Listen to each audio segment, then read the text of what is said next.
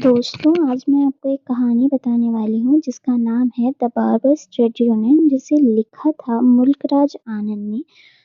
इस कहानी को बहुत ध्यान से सुनना क्योंकि ये कहानी बहुत ही ज़्यादा इंटरेस्टिंग है। कहानी शुरू करते हैं तो मुल्कराज आनंद बताते हैं कि उनके गांव में एक लड़का था, चंदू। चंदू नाम का लड़का था। उसने इंडिया की हिस्ट्री में अपना एक रोल प्ले किया था, लेकिन आज उसको उसके उस रोल के लिए पहचाना नहीं जाएगा क्योंकि वो खुद भी नहीं जानता कि उसने कितना बड़ा रोल प्ले किया था। वो बोलते हैं कि मैं उसे तब से जानता था जब वो अपने शरीर पे एक कपड़े का चथड़ा पहनता था, मतलब लंगोट। मैं तब से जानता था उसे, मैं बचपन से उसको जानता था। वो मुझसे 6 महीने बड़ा था।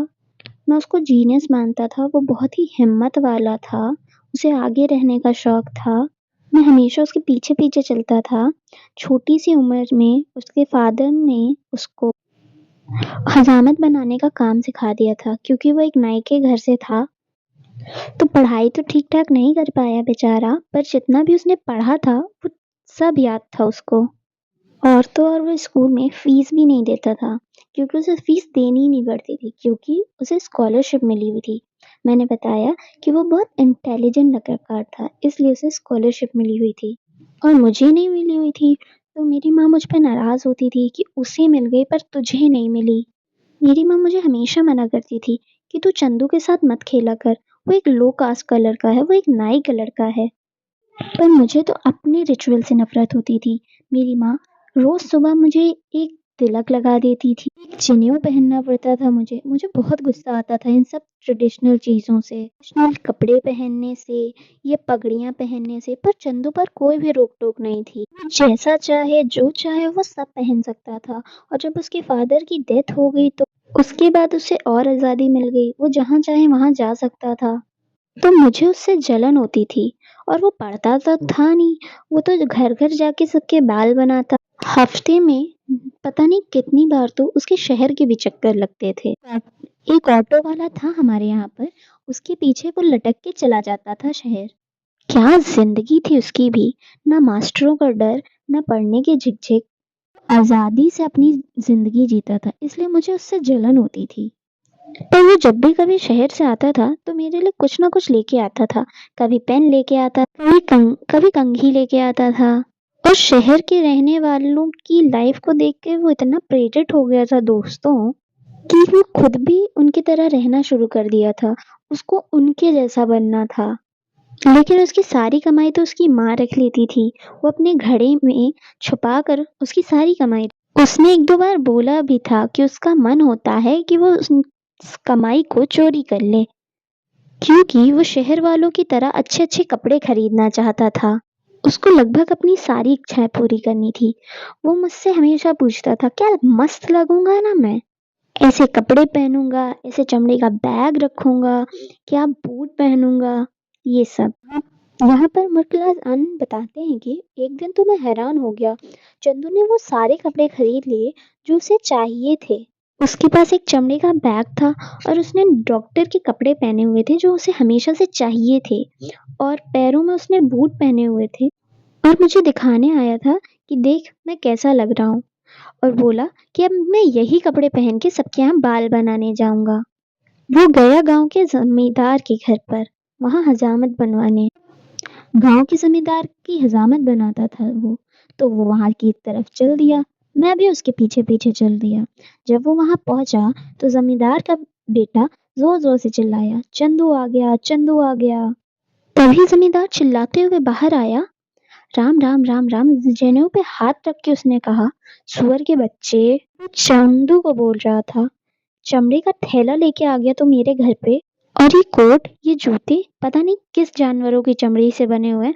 बाहर निकल मेरे घर से, बाहर निकल, राक्षस कहीं के, बाहर निकल। तू मेरा सारा धर्म भ्रष्ट कर देगा। बाप के मरने के बाद क्या किसी का डर नहीं है तुझको? चंदू बोला, आखिर क्या बुराई है जमींदार इन कपड़ों में? जमींदार ने उसे फिर गाली दी। बोला, सुअर के बच्चे, जाके वो कपड़े पहन जिसके तू लायक है। चंदू का दिल बैठ गया। इतनी बड़ी बेइज्जती मेरे सामने उसकी कभी भी नहीं हुई थी। जब वो घर लौट रहा था तब साहूकार भी उसके ऊपर चिल्लाया, क्यों बे छोटे छोटे सुअर, तुझे इस उम्र में अपनी माँ की जिम्मेदारी उठानी चाहिए और तू ये क्या बने घूम रहा है। अगर तू ये पहन के मेरे घर आया ना, तो याद रखना मैं तुझे अपने बालों को हाथ भी नहीं लगाने दूंगा। दिन में उसकी 2 बार बेइज्जती हो चुकी थी। थोड़ा आगे बढ़े तो पंडित मिला। पंडित ने भी उसको भरा बुला बोला। वो तो घर भाग गया, पर मुझे मेरी आंखों में आंसू आने लगे। लोग मुझे समझाने लगे कि इससे दूर रहो। वो एक ऐसा लड़का है जिसे भगवान ने उसे नीचे गिरा दिया, तो तू उसके साथ ऐसा क्यों रहता है। मुझे तो कुछ समझ ही नहीं आ रहा था कि ये लोग क्या बोल रहे हैं। भगवान ने उसे नीचे गिरा दिया, शायद उसकी कास्ट को लेके बोल रहे थे। अब उस वक्त मेरे स्कूल जाने का टाइम हो गया था, तो मेरी माँ ने मुझे बुला लिया।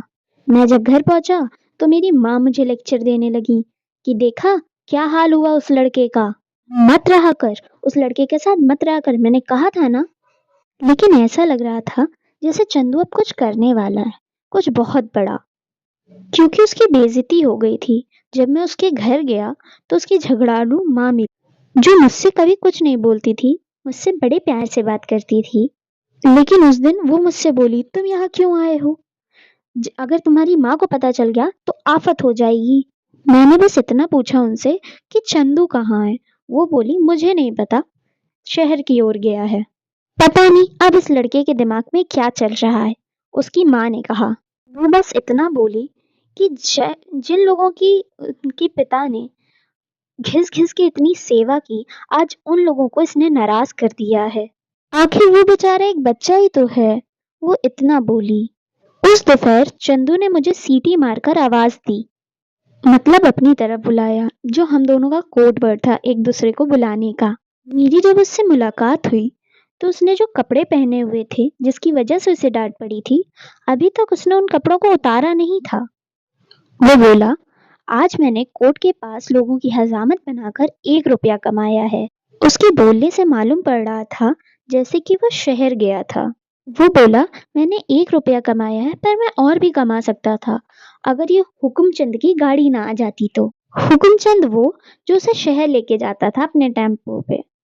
मेरे वापस लौटने का टाइम हो गया तो मैं ज्यादा नहीं कमा पाया, पर अब तुम देखो मैं अब इन बेवकूफों को कैसा मजा चखाता हूँ।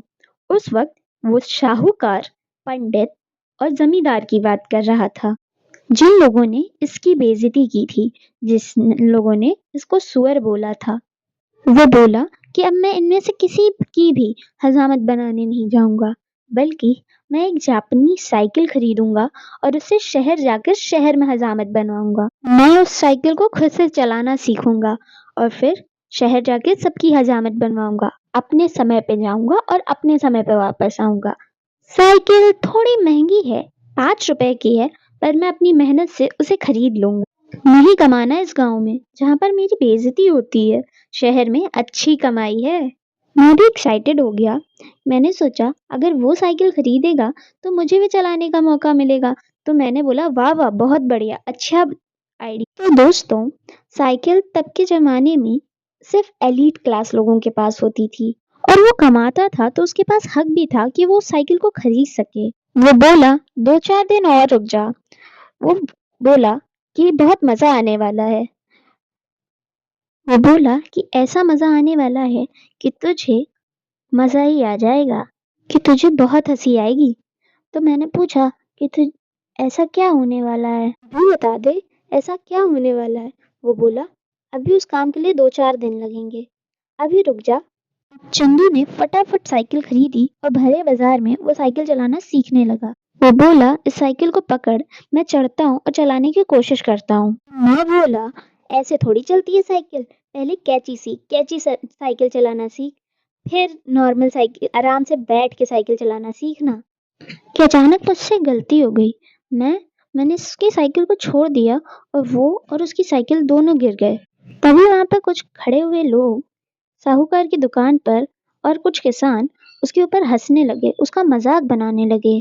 साहूकार बोला, अच्छा हुआ तेरे साथ, सुअर, तो ऐसे ही हड्डियां तुड़वा कर मरेगा। जब वो गिरा तो उसकी गलती नहीं थी, मेरी गलती थी। मुझे लग रहा था कि चंदू अब मुझे सुनाएगा, पर जब वो गिरा तो मुझे देखकर मुस्कुराया और बोला, देखते हैं आखिरी हंसी कौन हंसेगा, मैं कि ये लोग। कितना कॉन्फिडेंट था भाई वो, मैं बता नहीं सकता वो कितना कॉन्फिडेंट था। ऐसे ही मेहनत करते करते, कोशिश करते करते वो सीख गया, वो साइकिल चलाना सीख गया। मैं पीछे से चिल्लाता रहा, शाबाश शाबाश शाबाश। उसके बाद मैं 3-4 दिन के लिए गांव से बाहर चला गया था, कि मेरे घर वाले मुझे कहीं ले गए थे। और जब मैं वापस आया तो मैंने देखा कि वो एकदम परफेक्ट हो गया था साइकिल चलाने में। 3-4 दिन बाद ऐसी चीज हुई जिससे पूरे गांव में हंसी छूटने लगी। हुआ ये था कि गांव के सभी पैसे वाले लोगों की दाढ़ी और बाल किसी जानवर की तरह बड़े हो गए थे, जिनको कोई काटने वाला नहीं था। सारे क्लीन शेव रखते थे, पर चंदू, जो गांव के लोगों के बाल काटने से मना कर चुका था, उसकी वजह से अब गांव के सभी लोगों के बाल बिल्कुल जानवरों के जैसे बड़े हो गए थे। और और खुद से तो इन लोगों को शेविंग बनानी आती नहीं थी, तो चंदू भी इन लोगों का मजाक बना रहा था। और अब ये अफवाह चारों तरफ फैल गई थी कि किसी नाई के लड़के ने फलाने गांव में हड़ताल कर दी है और शहर जाकर अच्छा पैसा कमा रहा है। गांव के सभी अमीर लोग चंदू की माँ को धमकियां देने लगे कि भेजो उसे हमारे यहाँ दाढ़ी बनवाने के लिए। पर वो डरने वालों में से औरत नहीं थी, वो तो एक बहुत झगड़ालू औरत थी। अब उन लोगों के पास तो कोई ऑप्शन बचा नहीं, तो वो दूसरे शहर से नाई बुलाते, उसे दोगुने पैसे देते और उनसे अपनी हजामत बनवा रहे थे।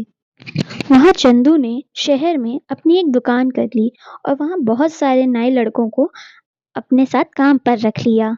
जगह जगह जाकर पंडितों के, साहूकारों के और जमींदारों के बाल काटते थे और उन लोगों को कहा कि अब हम लोग नहीं जाएंगे उन लोगों के पास बाल काटने, वो खुद चलकर हमारे यहाँ बाल कटवाने आएंगे। अब हमें मुल्कराज आनंद ये बोलते हैं कि भारत की ये पहली ट्रेड यूनियन थी जिसे एक नाई के बेटे ने स्टार्ट किया था। पर मैं जानता हूँ कि आजाद भारत के निर्माता में से कोई भी उस नाई के बेटे को क्रेडिट नहीं देंगे। जिसने इतना बड़ा काम कर दिया था उसे कोई क्रेडिट नहीं देगा। उम्मीद करती हूँ कि आपको ये वीडियो अच्छी लगी। अगर आपको अच्छा लगा हो तो मेरे चैनल को सब्सक्राइब ज़रूर कीजिएगा और इस वीडियो को लाइक, शेयर और इस पे कमेंट करना मत भूलना। Thank you.